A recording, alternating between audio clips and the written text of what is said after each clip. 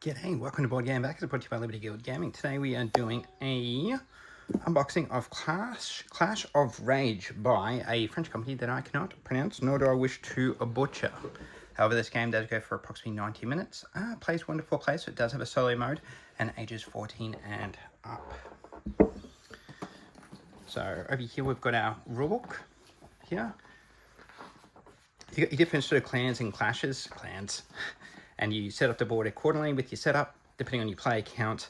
It plays similar to, let's say, Small World in the sense that you are in a very confined space and you will be battling each other. However, your focus will be purely on the evil elves and then using the gems, crystals, to forge legendary items and then hopefully be able to take each other out in an area control based style game. With a bit of dice chucking. So what makes this game a little bit unique is that it does actually have a solo mode for you as well. Then a base here, and which I think is fantastic. I like games with solo modes, even if it's just an opportunity for me to play the game without someone else to learn it. It does have a campaign booklet, which is quite interesting. So this doesn't work for solo, but it's purely just for multiplayer. Over here, in your different scenarios, and your setups depending on your player count, and here we've got our 2 scenarios over here. So you've got approximately, I think, how many scenarios do you have? You've got like 15 scenarios through this, and it takes you through a story. So I don't want to give away any spoilers. This is a fairly massive box. So here we go. Let's have a look at our player mat over here of our different classes.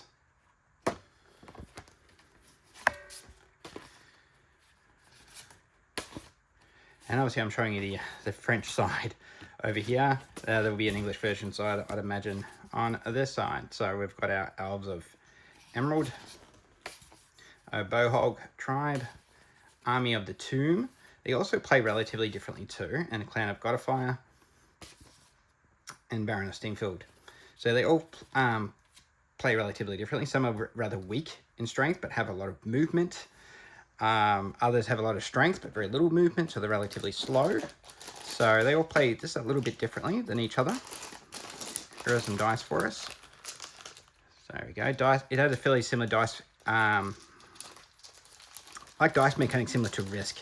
You're just simply rolling dice, defenders, and you mash up your skulls rather than your scores. Skulls are the damage. So it's a simplified battle mechanic, which is great. So you can actually play this with young kids and children because there's very little reading involved, and it's got some strong iconography throughout the game. So here we go. Let's have a look at these cards here. If I can open it, that is.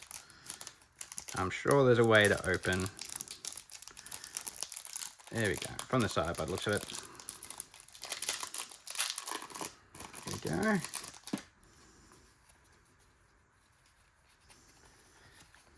This is the Kickstarter version, so I'm not sure how this might be different to what's available in retail, and that's if you can still get this game. Unfortunately, I'm not too sure if this game is available in retail here regionally, probably in France, because I certainly haven't seen it anywhere myself.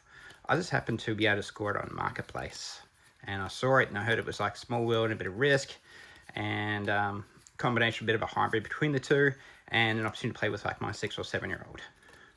So I thought that'd be fantastic. Cool. There we go.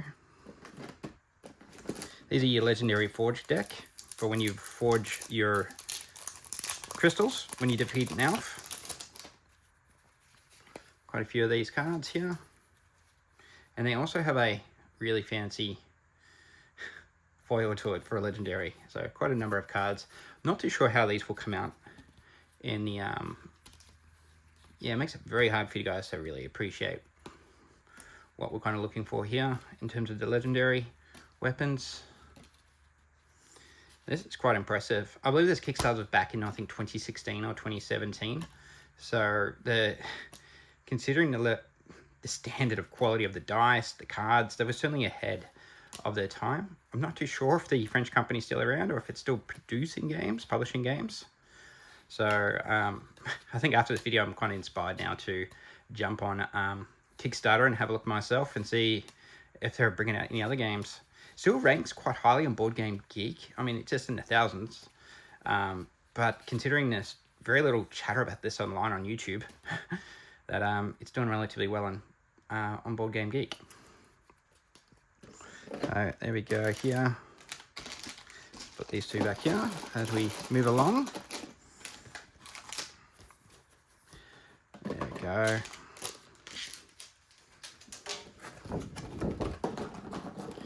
Cool.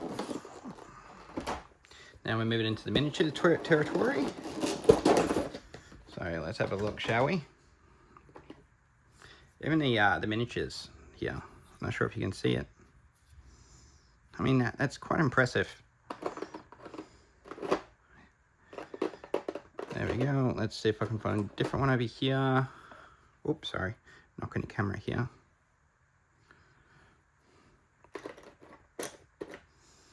And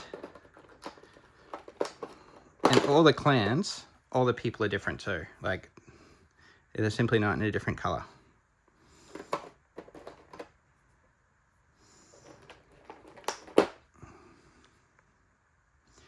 Sorry, hopefully I'm doing that.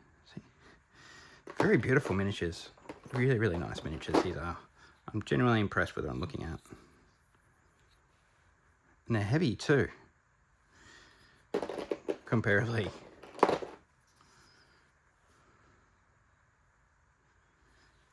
Yeah.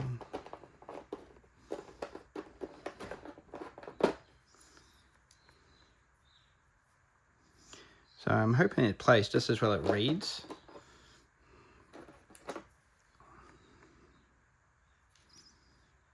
There we go.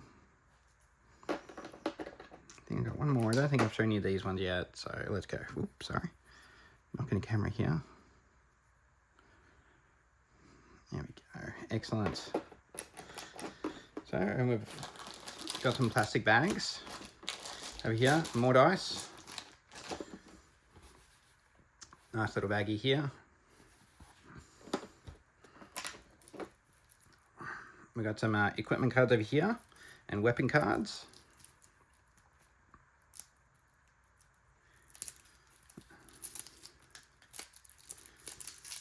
Let's have a look through here. Okay, we have some player aids, round sequence cards, and obviously the French edition.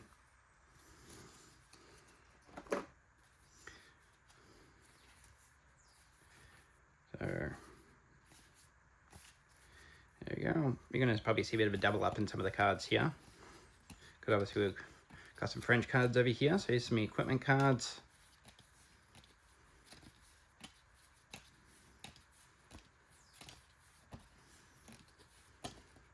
I'm not going to try to pronounce any of these words for you, but at least this way it gives you an idea what you're kind of looking at in terms of content and quality that has been produced here through a Kickstarter campaign going almost 10 years ago.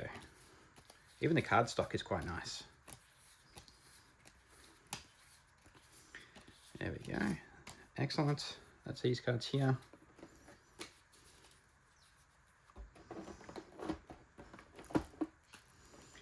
There we go. Now we've got some equipment cards and some sword card and weapon cards here.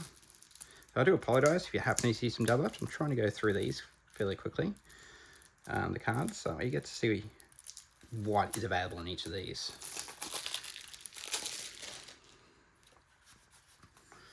Yeah, these are the back of the cards. Yeah. It gives you an idea what you're looking at here. So each person in your clan, so you've got 3 different types. Each one of them can have a weapon each. They can, and also some armor below them. And then you add up your icons to determine your success rate. Some of them have rerolls, some of them got shields, others got in terms of your initiation, so who would go first or last, is depending how slow or how fast you are with those icons. And then you've also got the additional reroll actions that you can do. So yeah, even the artwork in here is really nice too. I'm genuinely impressed. I'm really hopeful. I'm hoping that this game plays as well as it looks. So, because I'm not expecting any real depth, but I'm looking at, a quality that's similar to that of Small World or, Risk in terms of complexity. So, now we've got its armor. Ah, don't have nails. There we go. We finally got there. Brilliant. Yeah, you can see here that's got the same background as the other one does. Here we go. And have a look at some of the armor that we have. Very bright neon colors, similar to that of Chip Theory Games' Roth. But you're talking to a colorblind person here, so don't take me too seriously, because I don't know colors very well, because I don't see them very well. But I do see that it's really quite vibrant, and the artwork is quite nice. And considering back then too, well, we're going into the French stuff now. There we go. Nice couple. There we go, excellent. Hopefully that gives you at least, you know, something. And I'll place it this way this time, so as I sort through it. Let's put these back in here.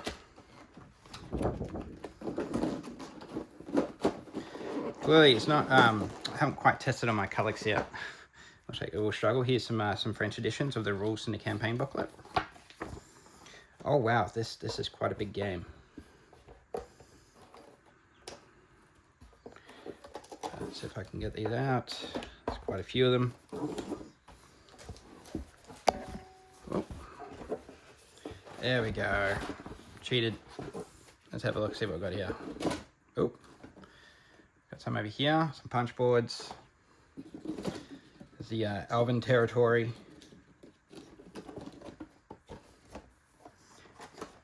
Some more over here.